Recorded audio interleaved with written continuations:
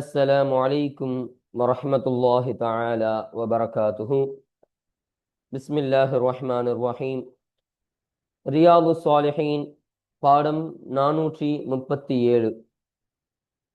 இந்த பாடத்தில் பாபுன் ஃபி ஆதாபில் மஜ்லிசி வல் ஜலீசி என்ற தலைப்பின் கீழ் அமையக்கூடிய வரக்கூடிய ஹதீசுகளை பற்றி நாம் பேசிக்கொண்டிருக்கிறோம். அல்ஹம்துலில்லாஹ், நம்முடைய ஜாமியா ரகீப் எஜுகேஷனல் ட்ரஸ்டின் மூலமாக பல தீன் சம்பந்தப்பட்ட சேவைகளையும் பல துன்யா சம்பந்தப்பட்ட சேவைகளையும் நாம் செய்து கொண்டிருக்கிறோம். இந்த சேவைகள் எவ்வித தொய்வின்றி தொடர்ந்து நடைபெறுவதற்காக நீங்கள் துஆ செய்யுங்கள், இன்னும் ஆதரவு தாருங்கள். நன்மையில் ஒன்று சேருவோம், முந்திக் கொள்வோம். உங்களுடைய நன்கொடைகளை எங்களுக்கு நீங்கள் வழங்க விரும்பினால் எங்களுடைய பேங்க் அக்கவுண்ட் டீட்டெயில்ஸ், வங்கி முகவரிகள் இங்கு கொடுக்கப்பட்டிருக்கிறது. இது அல்லாமல் இங்கு கியூஆர் ஸ்கேனும் கொடுக்கப்பட்டிருக்கிறது. இதன் மூலமாக நீங்கள் ஸ்கேன் செய்தும் உங்களுடைய நன்கொடைகளை எங்களுக்கு நீங்கள் தாராளமாக வழங்கலாம். அல்லாஹு தஆலா உங்கள் வாழ்நாளை மென்மேலும் பரக்கத்தானதாகவும் செழிப்பானதாகவும் ஆக்கி வைப்பானாக. ஆமீன் ஆமீன் யா ரப்பல் ஆலமீன். இப்பொழுது இந்த பாடத்தில் நாம் பேசக்கூடிய தலைப்பு என்பது சபையின் பிழைபொறுப்பு துஆ என்பதாக அமைகின்றது. நம்ம ஒரு சபையில் இருக்கிறோம். அந்த சபையில் கூச்சல்களும் அந்த சபையினுடைய நெருக்கடிகளும் நாம் பேசக்கூடிய வேண்டாத வார்த்தைகளும் பேச்சுக்களும், இப்படிப்பட்ட விஷயம் அந்த சபையில் பிழையை உண்டாக்கக்கூடிய ஒரு குற்றத்தை உண்டாக்கக்கூடியதாக இருக்கும். அப்ப சபையினுடைய ஒழுக்கம் கருதி அப்படி செய்யக்கூடாது. அப்படி ஒரு விதத்துல நம்ம செஞ்சிட்டோம்னு சொன்னா, நம்மளை அறியாமல் சபையினுடைய ஒழுங்கீனத்தை நம்ம செஞ்சிட்டோம், ஒழுக்கமில்லாத செயலை நம்ம செஞ்சிட்டோம்னு சொன்னா, அதற்கான பிழை பொறுப்பு துஆவை ஸல்லல்லாஹு அலைஹி வஸல்லம் அவர்கள் கற்றுத் தருகிறார்கள். நீங்கள் சபையில் பேசியதற்கான அந்த குற்றம், நீங்கள் குறை கூறியதற்கான அந்த குற்றம், அந்த குற்றத்தினுடைய பிழை பொறுப்பாக ஒரு துஆவினை ரசூலுல்லாஹி ஸல்லல்லாஹு அலைஹி வஸல்லம் அவர்கள் நமக்கு கற்றுத்தரக்கூடியவர்களாக இருக்கிறார்கள். அப்ப அந்த துஆ என்ன என்பதை குறித்து தான் இந்த பாடத்தில் நாம் பேச இருக்கின்றோம். அல்ஹம்துலில்லாஹ். இப்போ நம்ம கிதாபை பார்ப்போம் வாங்க. 7வது ஹதீஸ், இன்னும் 831வது ஹதீஸ். وعن أبي سعيد الخدري رضي الله عنه. خدري கோத்திரத்தை சார்ந்த அபூ சயீத் ரலியல்லாஹு அன்ஹு அவர்களை தொட்டு அறிவிக்கப்படக்கூடிய ஹதீஸாக இருக்கின்றது. قال அவர்கள் சொன்னார்கள், سمعت رسول الله صلى الله عليه وسلم, அல்லாஹ்வுடைய தூதர் ஸல்லல்லாஹு அலைஹி வஸல்லம் அவரிடமிருந்து நான் செவியுற்றுள்ளேன். யகூலு ஸல்லல்லாஹு அலைஹி வஸல்லம் அவர்கள் சொல்வார்கள், خيرுல் மஜாலிசி, சபைகளில் சிறந்ததாகிறது, அதாவது சிறந்த சபை என்பதாகிறது, அவ்ஸஅஹா, அந்த சபையில் விசாலமானதே சபைகளில் சிறந்த சபை என்று ஸல்லல்லாஹு அலைஹி வஸல்லம் அவர்கள் சொல்லி தந்தார்கள். அப்போ அதிகம் விசாலமானதுதான் சபையில் சிறந்த சபையாக இருக்கும் என்று ஸல்லல்லாஹு அலைஹி வஸல்லம் அவர்கள் சொல்லக்கூடியவர்களாக இருக்கிறார்கள். அப்ப இதற்கு 3 காரணங்களை எழுதுகிறார்கள். எதனால் ஒரு விசாலமான சபையை ஸல்லல்லாஹு அலைஹி வஸல்லம் அவர்கள் சிறந்த சபைன்னு சொல்றாங்கன்னா, ஒரு சபை விசாலமாக இருப்பதன் காரணமாக அமர்பவர்களுக்கு அது வசதியை உண்டாக்கப்படுத்தக்கூடியதாக இருக்கும். அப்ப யார் வேணாலும் அமர்ந்து கொள்ளலாம். அதிகமான நபர்கள் அந்த சபைக்கு எந்த ஒரு இடைஞ்சலும் இல்லாமல் அவர்களுக்கான அந்த இடங்கள் என்பது கிடைக்கக்கூடியதாக இருக்கும். அதனால் ஒரு விசாலமான சபை என்பது சிறந்தது என்று ஸல்லல்லாஹு அலைஹி வஸல்லம் அவர்கள் சொன்னார்கள் என்று முதல் காரணத்தை சொல்றாங்க. 2வது காரணம் என்னன்னு சொன்னா, வரக்கூடிய அந்த சபையில் இருக்கக்கூடிய நபர்களுக்கு நெருக்கடி என்பது ஏற்படாது. அப்ப ஆல்ரெடி இந்த சபையில ஒரு 100 பேர் கூடியிருந்தாலும், ஒரு 500 பேர் கூடியிருந்தாலும், அது ஒரு பெரிய சபையாக இருக்கும் சமயத்துல, ஒரு பெரிய ஒரு ஹாலில், ஒரு பெரிய ஒரு மைதானத்துல நம்ம ஒரு சபை ஏற்படுத்துறோம்னு சொன்னா, அங்க இருக்கக்கூடிய நபர்களுக்கு எந்த ஒரு நெருக்கடி இருக்காது. ஏன்? கூடுதலாக இடம் இருக்கும், அவங்களுக்கு நெருக்கடி ஏற்படக்கூடிய சூழல் ஏற்படாது. அப்ப இது 2வது காரணம். 3வது, அப்படி பெரிய சபை இருக்குதுன்னு சொன்னா, நம்ம அந்த சபையில் இருக்கிறோம். அப்ப இருக்கக்கூடிய சமயத்துல எவ்வளவு கூட்டத்தார்கள் வந்தாலும் சரி, அப்ப அந்த சபையில கலந்து கொள்வதற்காக ஒரு பெருங்கொண்ட கூட்டம் இருந்துன்னு சொன்னா, நம்ம எந்த ஒரு அச்சமும் இல்லாமல் அந்த பெருங்கொண்ட கூட்டத்திற்கு அவர்களுக்கு இந்த சபையில் இடம் கொடுக்க முடியும். இங்க உட்காருங்க, நீங்க தாராளமா இடம் இருக்கு அப்படின்னு சொல்லி அமர வைக்கக்கூடிய ஒரு வாய்ப்பை அந்த விசாலமான சபை என்பதுதான் உண்டாக்கும் என்பதை ஸல்லல்லாஹு அலைஹி வஸல்லம் அவர்கள் கற்றுத் தருகிறார்கள். அப்ப அல்லாஹ்வை இதற்கு குர்ஆன்ல ஒரு ஆயத்தை சொல்லி தருகிறான். அதையும் நமக்கு ஷரஹ்ல எழுதி தராங்க. யா அய்யுஹல்லதீன ஆமனு இதா கீல லகும் தஃபஸ்ஸஹு ஃபில் மஜாலிஸி ஃபஃப்ஸஹு யஃப்ஸஹில்லாஹு லகும். உங்களுடைய சபைகளில் மக்கள் வரும் பொழுது, ஈமான் கொண்டவர்களே உங்கள் சபைகளில் மக்கள் வரும் பொழுது அவர்களுக்காக நீங்கள் விசாலமாக இடம் கொடுத்துக் கொள்ளுங்கள் என்று அல்லாஹ் பறைசூட்டுகிறான் இந்த ஆயத்தின் மூலமாக. அப்ப இந்த ஆயத்தையும் இந்த ஹதீஸினுடைய விளக்க ஒரு அடி எழுதுறாங்க. அப்ப என்ன சொல்றாங்க ஸல்லல்லாஹு அலைஹி வஸல்லம் அவர்கள், நீங்கள் ஒரு சபையை ஏற்படுத்தினால் நீங்கள் விசாலமான ஒரு சபை ஏற்படுத்துங்கள், அதுதான் சிறந்த சபை. நீங்கள் நெருங்கிய ஒரு இடத்திலேயோ ஒரு குறுகிய இடத்திலேயோ ஒரு சபையை நீங்கள் ஏற்படுத்தும் பொழுது அது மக்களுக்கு சிரமத்தையும் மக்களுக்கு நெருக்கடியும் ஏற்படுத்தக்கூடியதாக இருக்கும். அதனால் இந்த சபைதான் சிறந்த சபை, ஒரு விசாலமான ஒரு சபைதான் சிறந்த சபை என்பதை ஸல்லல்லாஹு அலைஹி வஸல்லம் அவர்கள் இந்த ஹதீஸின் மூலமாக நமக்கு சொல்லித்தரக்கூடியவர்களாக இருக்கிறார்கள்.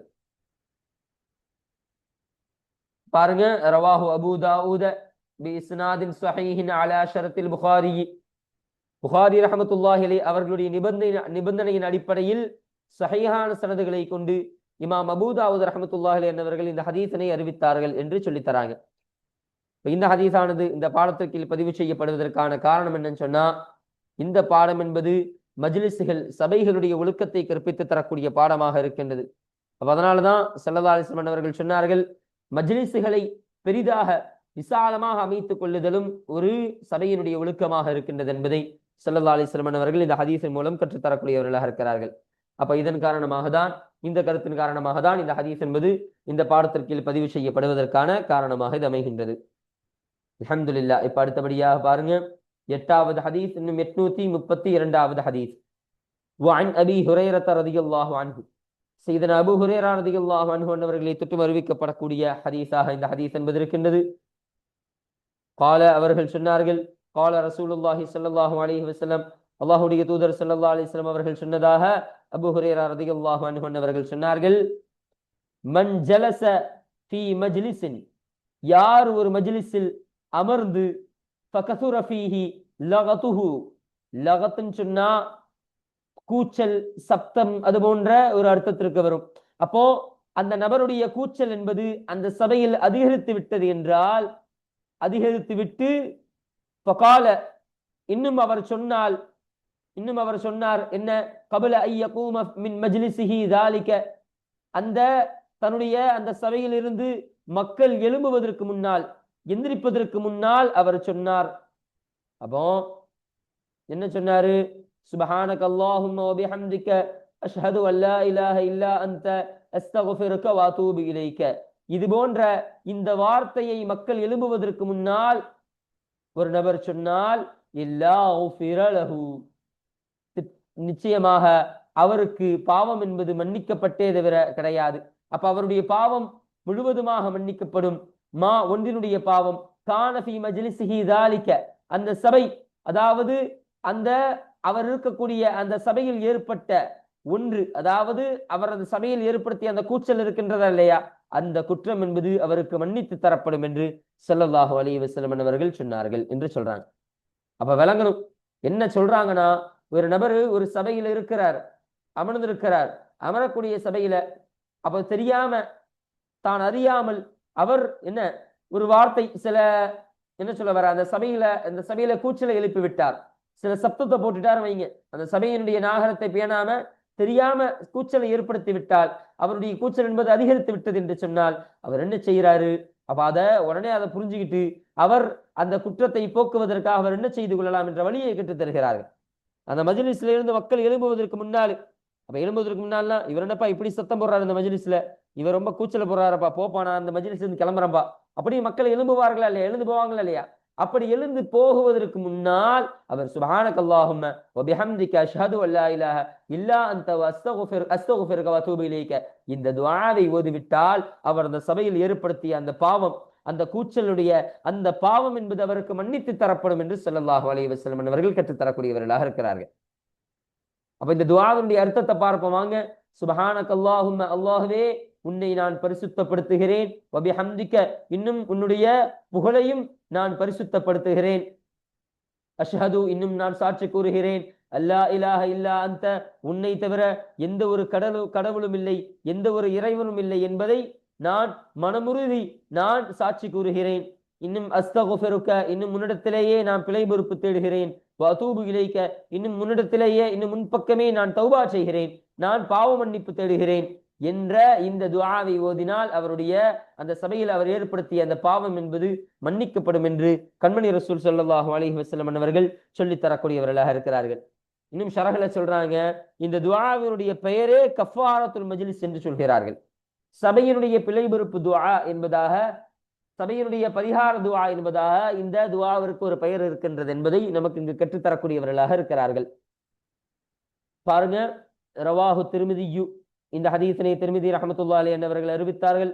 வகால, இன்னும் அவர்கள் சொன்னார்கள், ஹதீஸுன் ஹஸனுன் ஸஹீஹுன், ஸஹீஹான ஹஸனான ஹதீஸ் என்பதாக இந்த ஹதீஸினை திர்மிதி ரஹ்மத்துல்லாஹி அலைஹி அவர்கள் சொன்னார்கள் என்பதை நமக்கு சொல்லித் தராங்க. அப்ப இந்த ஹதீஸ் என்பது இந்த பாடத்திற்கு கீழ் பதிவு செய்யப்படுவதற்கான காரணம் என்னன்னு சொன்னா, இது மஜ்லிஸ்களுடைய ஒழுக்கத்தை பற்றி பேசக்கூடிய பாடம். அப்போ ஒரு மஜ்லிஸ்ல தெரியாமல் ஒரு மனிதர் கூச்சலை ஏற்படுத்தி விட்டால் அதற்கான பிழை பொறுப்பாக இந்த துஆவை அவர் ஓதிக்கொள்ளட்டும். மக்கள் எழும்புவதற்கு முன்னால், எழுந்திருப்பதற்கு முன்னால் இந்த துஆவை அவர் ஓதிக்கொள்ளட்டும். அவருடைய பாவம் மன்னிக்கப்படும் என்று கண்மணி ரசூலுல்லாஹி ஸல்லல்லாஹு அலைஹி வஸல்லம் அவர்கள் சொல்லி தந்தார்கள். அப்ப இந்த ஒரு கருத்தின் காரணமாக தான் இந்த ஹதீஸ் என்பது இந்த பாடத்திற்கு பதிவு செய்யப்படுவதற்கான காரணமாக இது அமைகின்றது. அல்ஹம்துலில்லாஹ். இப்ப அடுத்தபடியாக 9வது ஹதீஸ், 833வது ஹதீஸ் பாருங்க.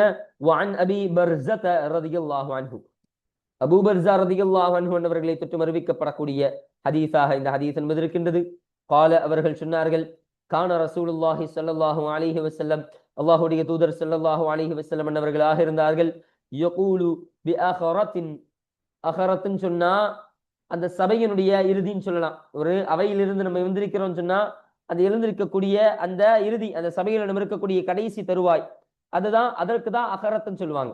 அப்போ ஸல்லல்லாஹு அலைஹி வஸல்லம் தன்னுடைய அந்த சபையிலிருந்து எழும்புவதற்கு தன்னுடைய அந்த இறுதி சமயத்தில் அவர்கள் கூறக்கூடியவர்களாக ஆகியிருந்தார்கள். இதா அராத ஐ யகூம மினல் மஜ்லிஸி, தன்னுடைய அந்த சபையிலிருந்து அவர்கள் எழும்புவதற்காக, எந்திரிப்பதற்காக நாடினால் அவர்கள் சொல்லக்கூடியவர்களாக இருப்பார்களாம். என்ன சொல்லக்கூடியவர்களாக இருப்பார்கள்? சுப்ஹானக அல்லாஹும்ம வ பிஹம்திக அஷ்ஹது அன் லா இலாஹ இல்லா அன்த அஸ்தக்ஃபிருக வ அதூபு இலைக என்பதாக அவர்கள் சொல்லிக் கொள்ளக்கூடியவர்களாக இருப்பார்களாம் என்று சொல்றாங்க. மேல சொன்ன அதே துஆ தான். அல்லாஹ்வே, உன்னை நான் பரிசுத்தப்படுத்துகிறேன், வ பிஹம்திக, இன்னும் உன்னுடைய புகழையும் நான் பரிசுத்தப்படுத்துகிறேன், அஷ்ஹது அன் லா இலாஹ இல்லா அன்த, இன்னும் உன்னை தவிர எந்த ஒரு நாயனும் இல்லை, எந்த ஒரு இறைவனும் இல்லை என்பதை நான் சாட்சி கூறுகிறேன், மனமாற சாட்சி கூறுகிறேன், இன்னும் அஸ்தக்ஃபிருக, உன்னிடத்தில் நான் பிழை பொறுப்பு தேடுகிறேன், வ அதூபு இலைக, இன்னும் முன் பக்கமே நான் தௌபா செய்கிறேன், பாவ மன்னிப்பு தேடுகிறேன் என்ற துஆவினை ஸல்லல்லாஹு அலைஹி வஸல்லம் அவர்கள் ஓதக்கூடியவர்களாக ஆகியிருப்பார்களாம். அப்ப இப்படி ஓதக்கூடிய ஒரு சமயத்தில் ஃபகால ரஜுலுன், ஒரு மனிதர் கேட்டார், யா ரசூலல்லாஹி, அல்லாஹ்வுடைய தூதரே, இன்னக, நிச்சயமாக நீங்கள், ல தகூல கௌலன், ஒரு சொல்லை நீங்கள் சொல்கிறீர்கள். அப்ப ஒரு விஷயத்தை நீங்க ஓதுறீங்க, மா குந்த, அது எத்தகைய விஷயம் என்று சொன்னால், மா குந்த தகூலுஹு, அந்த ஒரு சொல்லை நீங்கள் ஓதக்கூடியவர்களாக இல்லை, ஃபீமா மலா, கடந்து சென்ற ஒன்றில் நீங்கள் ஓதக்கூடியவர்களாக இல்லை. அப்போ முடிந்த ஒரு விஷயத்திற்காக ஸல்லல்லாஹு அலைஹி வஸல்லம் ஒரு ஆதத்தை, ஒரு வழக்கத்தை சொல்லித்தராங்க. ஸல்லல்லாஹு அலைஹி வஸல்லம் அவர்கள் ஒரு விஷயத்தை துவங்குவதற்கு முன்னால் ஓதுவார்கள். ஒரு விஷயம் நடக்கின்றது என்று சொன்னால் அதில் சில துஆக்களை ஓதுவார்கள். அப்ப அதை குறிப்பிட்டு தான் கேட்கிறாங்க, யா ரசூலல்லாஹ், இதற்கு முன்பு நீங்கள் கடந்து சென்ற ஒரு விஷயம், ஒரு விஷயத்தை செய்து முடிச்சிட்டு அப்போ நீங்க துஆ ஓதுவீங்க. ஆனா அந்த விஷயம் செய்து முடிச்சு பின்பு, அது கழிந்ததற்கு பின்பு நீங்கள் துஆ ஓதியதே கிடையாது. நீங்கள் ஒரு விஷயம் கடந்து சென்றதற்கு, அதை தான் கேட்கிறாங்க, நீங்கள் ஒரு விஷயம் கடந்து சென்றதற்கு பின்பு இப்படிப்பட்ட துஆவை நீங்க ஓதுனதே கிடையாது. அப்ப அத்தகைய துஆவை நீங்கள் ஓதுகிறீர்களே, அத்தகைய ஒரு சொல்லை நீங்கள் சொல்கிறீர்களே, இதனுடைய காரணம் என்ன யா ரசூலல்லாஹ் என்று கேட்டவுடன், கால, அந்த ரசூலுல்லாஹி ஸல்லல்லாஹு அலைஹி வஸல்லம் அவர்கள் சொன்னார்களாம், ذالிக, இதுவாகிறது, கஃபாரத்துன், பிழை பொறுப்பாக இருக்கின்றது, ஒரு பிழை பொறுப்பு துஆவாக இருக்கின்றது, லிமா, ஒன்றிற்காக, யகூனு ஃபில் மஜ்லிஸி, அந்த சபையில் ஏற்பட்ட ஒன்றிற்காக ஓதும் ஒரு பிழை பொறுப்பாக இது இருக்கின்றது என்று ஸல்லல்லாஹு அலைஹி வஸல்லம் அவர்கள் கற்றுத்தந்தார்கள். அப்ப அந்த சபையில ஒரு கூச்சலை ஏற்படுத்தியிருக்கலாம், நம்மின் மூலமாக பிறருக்கு சங்கடம் என்பது ஏற்பட்டிருக்கலாம், நெருக்கடி என்பது நம்மை அறியாமல் ஏற்பட்டிருக்கலாம். அப்ப அத்தகைய அந்த பிழை பொறுப்புக்கான, அத்தகைய அந்த பிழைக்கான ஒரு பிழை பொறுப்பாக இந்த துஆ என்பது இருக்கின்றது என்று ரசூலுல்லாஹி ஸல்லல்லாஹு அலைஹி வஸல்லம் அவர்கள் அந்த நபருக்கு சொல்லித் தந்தார்கள் என்பதை இந்த ஹதீஸின் மூலமாக நாம் பார்க்க முடிகிறது. பாருங்க, ரவாஹு அபு தாவூத, இன்னும் இந்த ஹதீஸை அபு தாவூத் ரஹ்மத்துல்லாஹி அலைஹி அவர்கள் அறிவித்தார்கள். வரவாஹுல் ஹாக்கிம் அபு அப்துல்லா, இன்னும் ஹாக்கிம் அபு அப்துல்லா ரஹ்மத்துல்லாஹி அன்னவர்களும் இந்த ஹதீஸை அறிவித்தார்கள். ஃபில் முஸ்தத்ரகி, முஸ்தத்ரக் என்ற அடிப்படையில, முஸ்தத்ரக்னு சொன்னா இதராக்க செய்யப்பட்ட, அந்த புகாரி முஸ்லிம் ரஹ்மத்துல்லாஹி அலைஹி அவர்களின் மூலமாக சொல்றாங்க. அப்ப அவர்கள் பறைசூற்றிய அந்த ஹதீஸ்களில் இருந்து அதை இஸ்தித்ராக் உறுதி எடுக்கும் விதமாக அது அபு அப்துல்லா ஹாக்கிம் ரஹ்மத்துல்லாஹி அலைஹி என்பவர்கள் இந்த ஹதீஸை அறிவித்தார்கள். யாரின் மூலமாக? மின் ரிவாயத்தி ஆயிஷா ரலியல்லாஹு அன்ஹா, சய்யிதத்துனா ஆயிஷா ரலியல்லாஹு அன்ஹா அன்னவர்களுடைய அறிவிப்பின் மூலமாக அந்த அபு அப்துல்லா ஹாக்கிம் ரஹ்மத்துல்லாஹி அலைஹி என்பவர்கள் அறிவித்தார்கள். வகால, இன்னும் அவர்கள் சொன்னார்கள், ஸஹீஹுல் இஸ்னாதி, இந்த ஹதீஸினுடைய சனதுகள் என்பது அது சரியான உறுதியான சனது என்பதாக அல் ஹாக்கிம் அபு அப்துல்லா ரஹ்மத்துல்லாஹி அலைஹி என்பவர்கள் பறைசூட்டுகிறார்கள் என்பதை இங்கு நமக்கு சொல்லித்தரக்கூடியவர்களாக இருக்கிறார்கள். இப்ப இந்த ஹதீஸ் என்பது இந்த பாடத்திற்கு பதிவு செய்யப்படுவதற்கான காரணம் என்னன்னு சொன்னா, இங்கு ஸல்லல்லாஹு அலைஹி வஸல்லம் அவர்கள் மேல் சொல்லப்பட்ட அதே துஆவை கற்றுத் தருகிறார்கள். இது ஒரு மஜ்லிஸில் ஏற்படக்கூடிய குறைகளை மறைக்கக்கூடிய, அந்த பிழைகளை பொறுக்கக்கூடிய ஒரு பிழை பொறுப்பு, ஒரு பரிகார துஆவாக இந்த துஆ என்பது இருக்கின்றது. அதனால்தான் நான் இந்த மஜ்லிஸிலிருந்து எழும்புவதற்கு முன்னால், எழும்பும் பொழுது இந்த மஜ்லிஸின் இறுதியில் நான் இதை ஓதக்கூடியவனாக இருக்கிறேன் என்பதை ஸல்லல்லாஹு அலைஹி வஸல்லம் அவர்கள் இந்த ஹதீஸின் மூலம் நமக்கு கற்றுத்தரக்கூடியவர்களாக இருக்கிறார்கள்.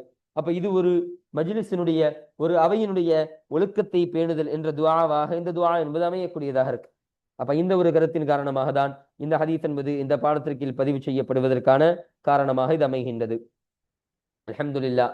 இப்ப அடுத்தபடியாக 10வது ஹதீஸ், 834வது ஹதீஸ். وعن ابن عمر رضي الله عنهما, சையதுனா அப்துல்லாஹ் இப்னு உமர் ரலியல்லாஹு அன்ஹுமா அன்னவர்களை தொட்டு அறிவிக்கப்படக்கூடிய ஹதீஸாக இந்த ஹதீஸ் என்பது இருக்கின்றது.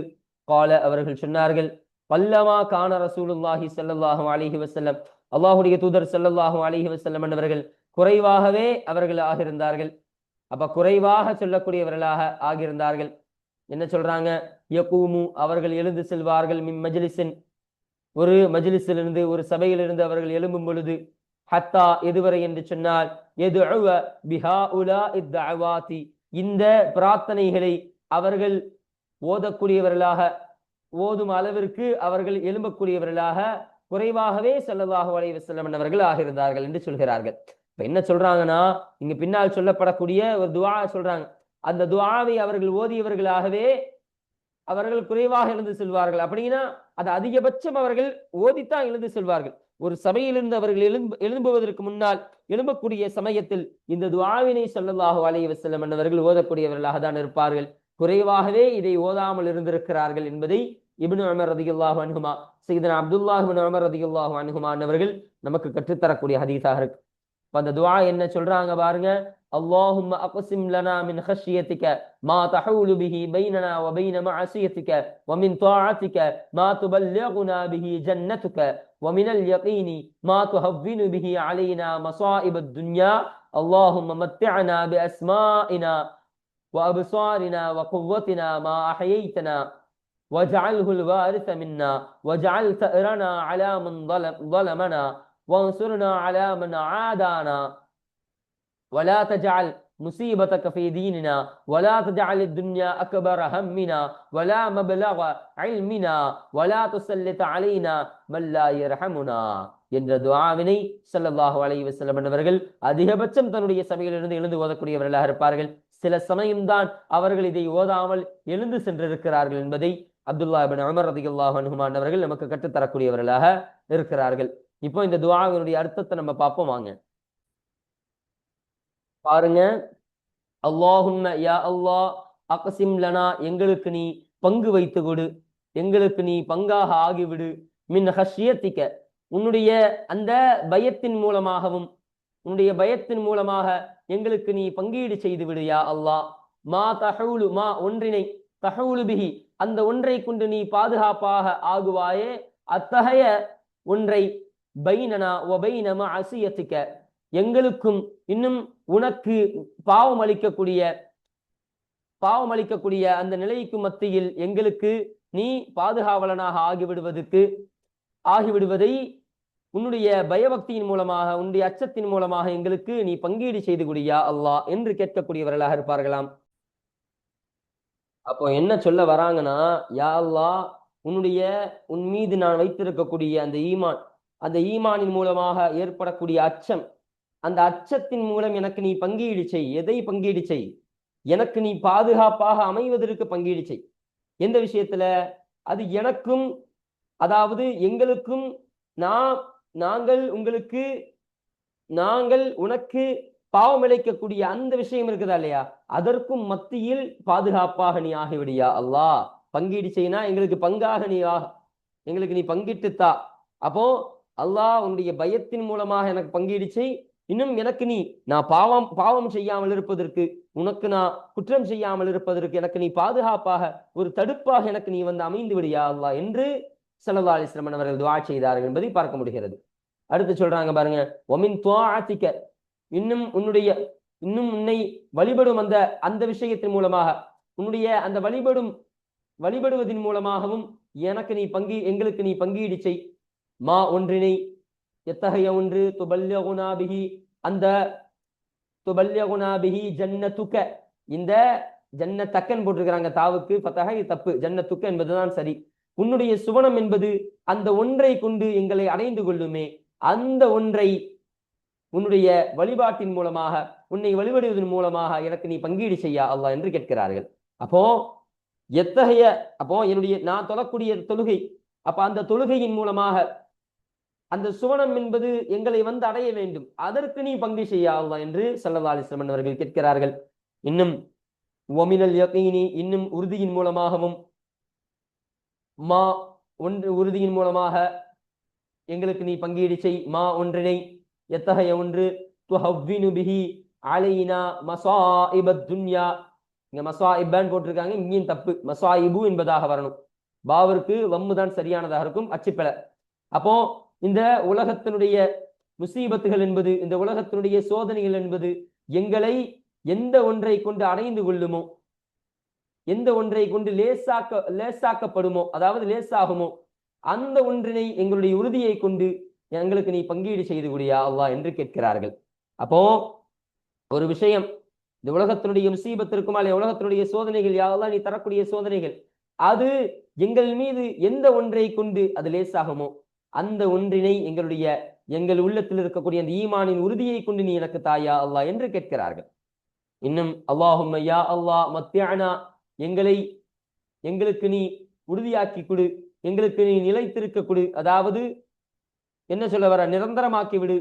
பி அஸ்மாஇனா, எங்களுடைய செவி திறன்களையும், வ அப்சாரினா, இன்னும் எங்களுடைய பார்வை திறன்களையும், வ குவ்வத்தினா, இன்னும் எங்களுடைய சக்தி, எங்கள் உடலில் இருக்கக்கூடிய அந்த சக்தியையும், மா அஹையைதனா, நாங்கள் உயிரோடு இருக்கும் காலமெல்லாம் எங்களுக்கு நிலைத்திருக்க செய்யா அல்லாஹ், அதை எங்களுக்கு நீ உறுதியாக்கி தாயா அல்லாஹ் என்று ஸல்லல்லாஹு அலைஹி வஸல்லம் அவர்கள் கேட்டார்கள். அப்ப எங்களுடைய செவிதிறன், நாங்கள் கேட்கக்கூடிய அந்த கேள்விகள், அதாவது காதின் மூலமா கேட்கக்கூடிய அந்த செவிதிறன், கண்ணின் மூலமா பார்க்கக்கூடிய இந்த பார்வை திறன், எங்கள் உடலில் இருக்கக்கூடிய சக்தி, அப்ப இது நாங்கள் உயிரோடு இருக்கும் காலமெல்லாம் எங்களுக்கு நீ இதை ஆரோக்கியப்படுத்திக் கொடு என்று கேட்கிறார்கள்.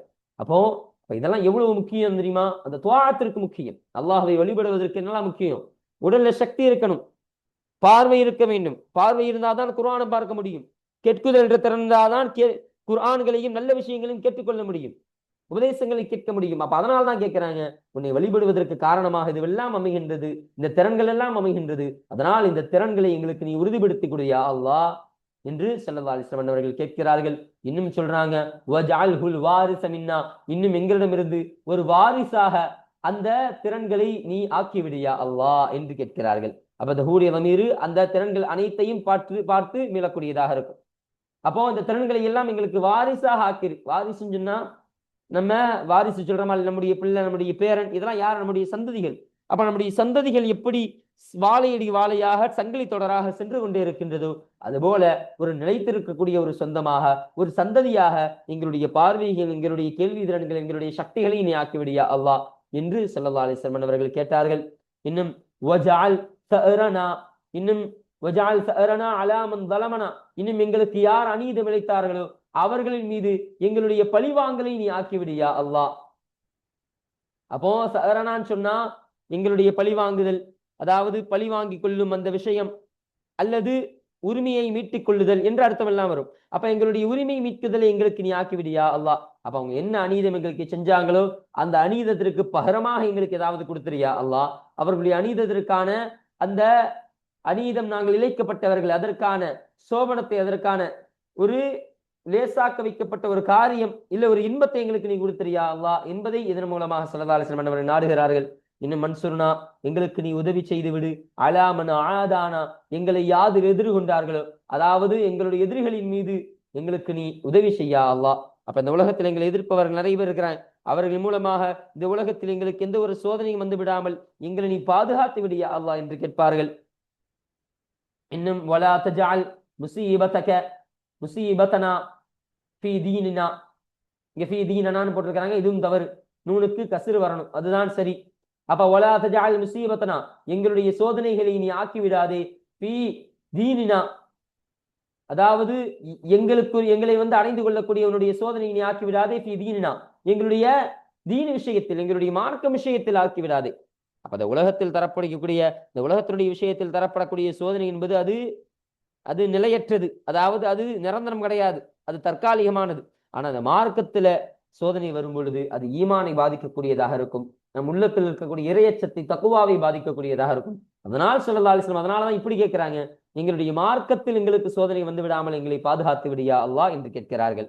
இன்னும் சொல்றாங்க, வலா தஜஅலி துன்யா, இன்னும் இந்த உலகத்தை எங்களுக்கு நீ ஆக்கி விடாதே, அக்பர ஹம்மினா, எங்களுடைய கவலைகளில் மிக பெரியதாக ஆக்கி விடாதே, வலா மப்லக இல்மினா, இந்த இடத்துல அச்சுப்பல இல்மனா கிடையாது, இல்மினா, மீமுக்கு கஸ்ர் வரணும். அப்ப எங்களுடைய அறிவுகளினுடைய எல்லையாகவும் அந்த துன்யாவை நீ ஆக்கி விடாதே என்று கேட்கிறார்கள். அப்ப அந்த துன்யா என்பது, இந்த உலகம் என்பது எங்களுக்கு இந்த உலகத்தில் ஏற்படக்கூடிய கவலைகளில் மிகப்பெரிய கவலையாக ஆக்கிறாது. அப்ப துன்யாவையே கவலைப்பட்டு கிடக்கக்கூடிய நபரா என்ன ஆக்கிவிடாது, இம்மையை மட்டும் கவலைப்படக்கூடாது, மறுமையை பற்றிய கவலை எங்களுக்கு நீ குடியா அல்லாஹ்னு கேட்கிறாங்க. இன்னும் எங்களுடைய அறிவாற்றலில் அந்த துன்யாவை நீ எல்லையாக ஆக்கிறாத. அப்ப எங்களுடைய அறிவு துன்யாவிலே நின்று விடக்கூடாது, இந்த துன்யாவை தாண்டி மறுமையை சிந்திக்கக்கூடிய அறிவாளிகளாக எங்களை நீ ஆக்கிவிடியா அல்லாஹ் என்று கேட்கிறார்கள். இன்னும் வலா துஸல்லித் அலைனா, இன்னும் எங்களின் மீது நீ சாட்சி விடாதே, பல்லா இர்ஹமுனா, எங்களுக்கு இரக்கம் காட்டாதவர்களை எங்களின் மீது சாட்சி விடாதே. அப்போ எங்களின் மீது இரக்கம் காட்டாத ஒரு அநீதமான ஒரு, நமக்கு யாரெல்லாம் இரக்கம் காட்டாத, மக்கள் மீது இரக்கம் கொள்ளாத ஒரு அநீதக்காரர்களா யாரெல்லாம் இருப்பார்களோ அத்தகைய அநீதக்காரர்களை தலைவராக எங்களுக்கு மத்தியில் நீ நியமித்து விடாதே, அதிலையும் எங்களுக்கு நீ பங்கீடு செய்யா அல்லாஹ் என்பதை, என்ற துஆவினை ஸல்லல்லாஹு அலைஹி வஸல்லம் அவர்கள் கேட்கக்கூடியவர்களாக இருப்பார்கள் என்பதை இப்னு உமர் ரலியல்லாஹு அன்ஹுமா அவர்கள் இதன் மூலம் நமக்கு கற்றுத்தரக்கூடியவர்களாக இருக்கிறார்கள். பாருங்க, ரவாஹு திர்மிதி, இன்னும் இந்த ஹதீஸினை திர்மிதி ரஹ்மத்துல்லாஹி அலைஹி அவர்கள் அறிவித்தார்கள். வகால், இன்னும் அவர்கள் சொன்னார்கள், ஹதீஸுன் ஹஸனுன், ஹஸனான ஹதீஸ் என்பதாக இந்த ஹதீஸினை திர்மிதி ரஹ்மத்துல்லாஹி அலைஹி அவர்கள் சொன்னார்கள் என்பதை நமக்கு கற்றுத்தருகிறார்கள்.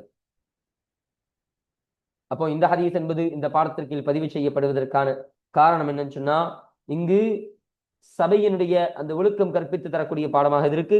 ஸல்லல்லாஹு அலைஹி வஸல்லம் அவர்கள் ஒரு சபையில் இருந்திருக்கும் பொழுது இந்த துஆவை அதிகபட்சம் அவர்கள் ஓதக்கூடியவர்களாக இருப்பார்கள் என்று சொல்றாங்களா இல்லையா? அப்ப அந்த துஆவை ஓதிக்கொள்ளுதல் என்பது ஸல்லல்லாஹு அலைஹி வஸல்லம் சுன்னத்தாக இருக்கின்றது. இன்னும் இது ஒரு மஜ்லிஸில் பேணக்கூடிய ஒரு ஒழுக்கங்களில் ஒரு சிறந்த ஒழுக்கமாக இருக்கின்றது என்பதை இந்த ஹதீஸின் மூலம் நமக்கு கற்றுத்தரக்கூடியவர்களாக இருக்கிறார்கள். அப்ப இந்த கருத்தின் காரணமாக தான் இந்த ஹதீஸ் என்பது இந்த பாடத்திற்கு பதிவு செய்யப்படுவதற்கான காரணமாக இது அமைகின்றது. அல்ஹம்துலில்லாஹ். அப்போ இத்தோட இந்த ஹதீஸோட நம்ம இந்த பாடத்தை நிவர்த்தி செய்யறோம். இந்த பாடத்தில் படித்த அனைத்து விஷயத்தையும் நம்முடைய வாழ்க்கையில் அமல் செய்யக்கூடிய தௌஃபீகை அல்லாஹ் உங்களுக்கும் எனக்கும் நசீபாக்கி தருவானாக. இப்ப இன்ஷா அல்லாஹ் அடுத்த பாடத்தில் இந்த 11வது ஹதீஸை குறித்த செய்திகள், அதில் சொல்லப்படக்கூடிய விஷயங்களை குறித்து இன்ஷா அல்லாஹ் நாம் அடுத்த பாடத்தில் நாம் முழுமையாக பார்ப்போம். வஆகிரு தஅவானா அல்ஹம்துலில்லாஹி ரப்பில் ஆலமீன். அஸ்ஸலாமு அலைக்கும் வரஹ்மத்துல்லாஹி தஆலா வபரகாத்துஹு.